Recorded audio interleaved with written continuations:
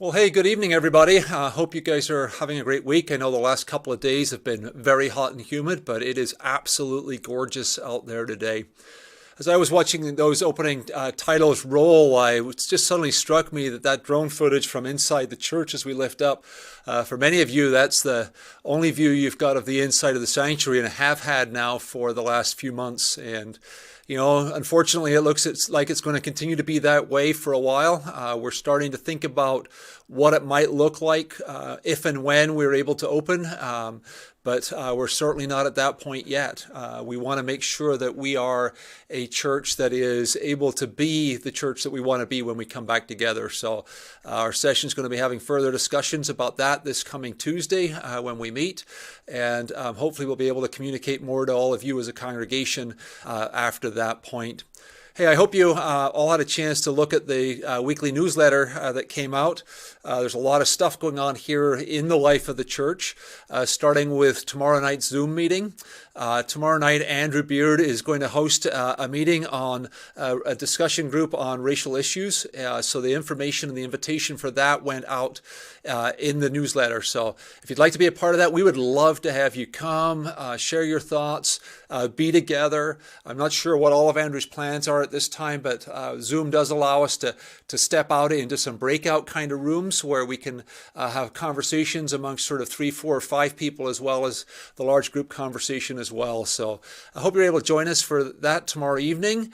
Then on the 15th, we're going to be having a graduate parade. So that is next Monday. We're inviting our graduates to come and stand on the side of the church while we take a moment to drive by and just kind of celebrate the accomplishment of being a part of the class of 2020. So we hope you're able to join us too for that this coming Monday evening.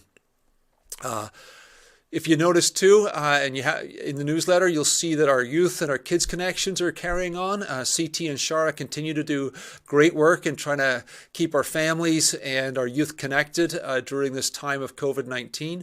The schedule will be changing as of next week. The Wednesday night programming will be going by the wayside, and that will be becoming a Wednesday morning programming. So I hope, again, if that's something you're interested in, check that out.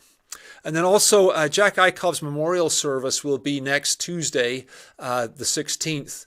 It'll be at 11 a.m. in the morning. It is a family-only affair at the funeral home, but we have posted the link to the online service if you would like to join us online as together we celebrate Jack's life with his family, 11 a.m. next Tuesday.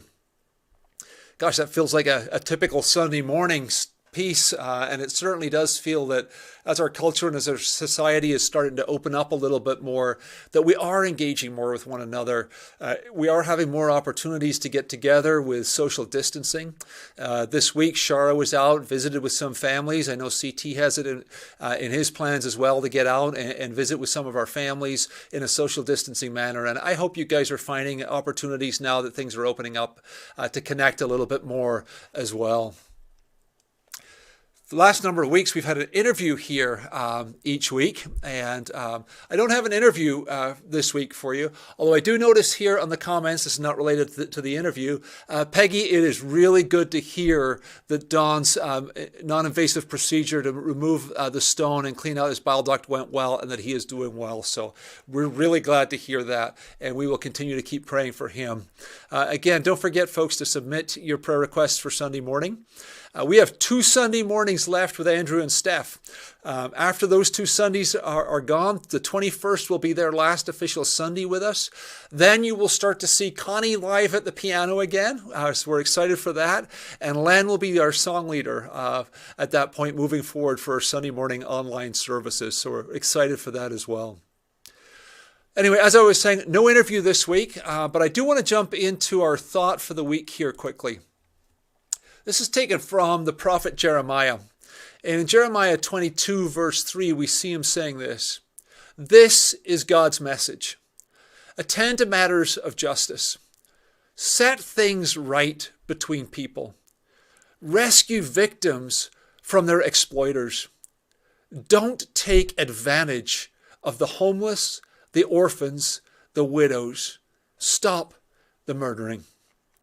The question of biblical justice is a big question for us to wrestle with as a culture, as a society.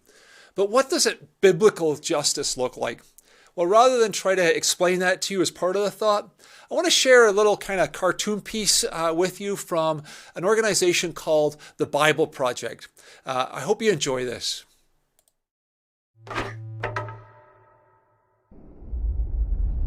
If you were a praying mantis, it would be socially acceptable to devour your mate. And if you're a honey badger, you have no regard for other animals. You don't care. If you're a panda with twins, it's normal to abandon one to take care of the other. But if humans do any of these things, we would call it wrong, unfair, or unjust. Yeah, why is that? Why do humans care so much about justice? Well, the Bible has a fascinating response to that question.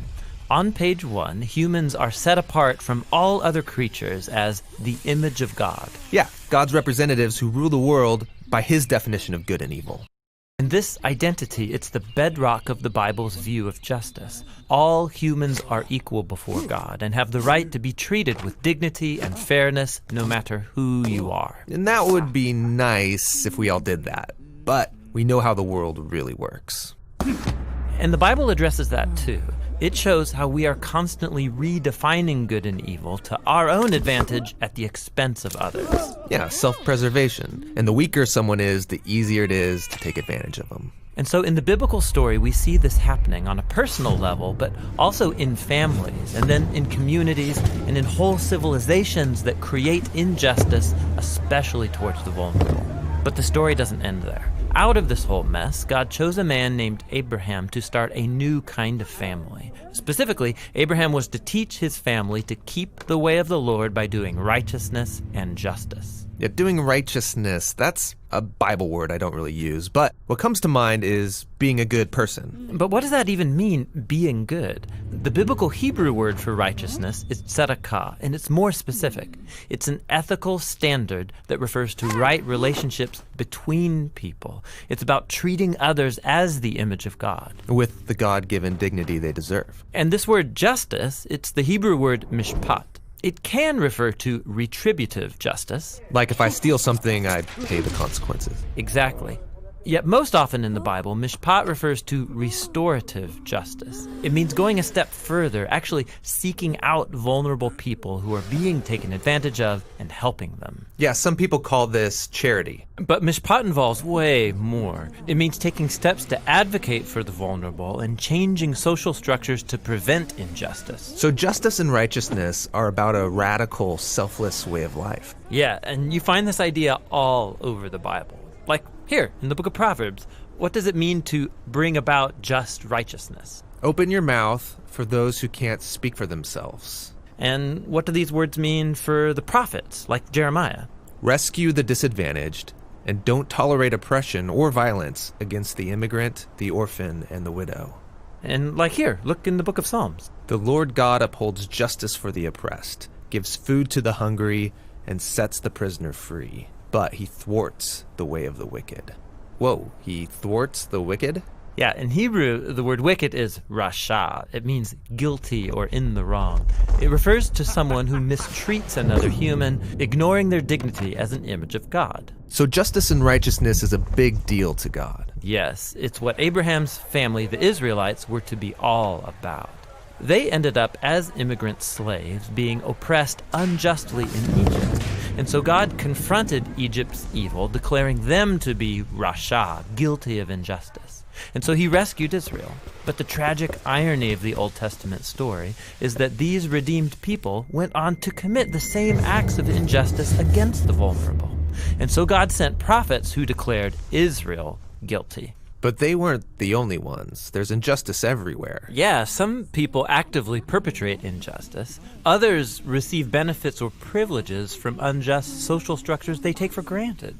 And sadly, history has shown that when the oppressed gain power, they often become oppressors themselves. So we all participate in injustice, actively or passively, even unintentionally. We're all the guilty ones. And so this is the surprising message of the biblical story. God's response to humanity's legacy of injustice is to give us a gift, the life of Jesus. He did righteousness and justice, and yet he died on behalf of the guilty. But then God declared Jesus to be the righteous one when he rose from the dead.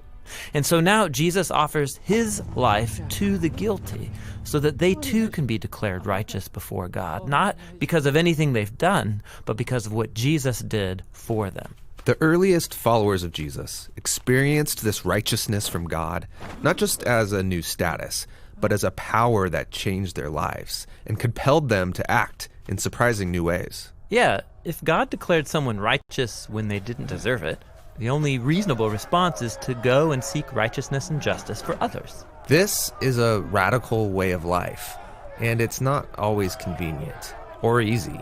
It's courageously making other people's problems my problems. This is what Jesus meant by loving your neighbor as yourself. It's about a lifetime commitment fueled by the words of the ancient prophet Micah.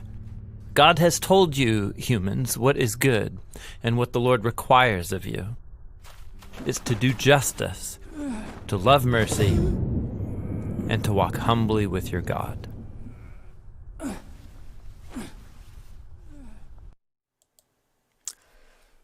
Well, there you go. Beautiful biblical overview of what justice is. Yes, we're not together in person at the moment. We're not able to be present with one another in the sanctuary. But we can absolutely still pursue justice. We can absolutely drive for mercy, and we can absolutely walk humbly with our God. And so whatever you have going on tonight and the rest of this week, remember that you are called first and foremost in life to follow Jesus Christ, to be an example of his way to the world, to love your neighbor as yourself. I appreciate you giving a little time tonight and joining us for a weekly update. I hope you found that Bible Project piece informative and helpful. And I hope and I pray that you guys have a wonderful week and look forward to seeing you. Well, I won't see you, but you'll see me and Andrew and Steph on Sunday morning. Take care, guys, and God bless each and every one of you. Bye-bye now.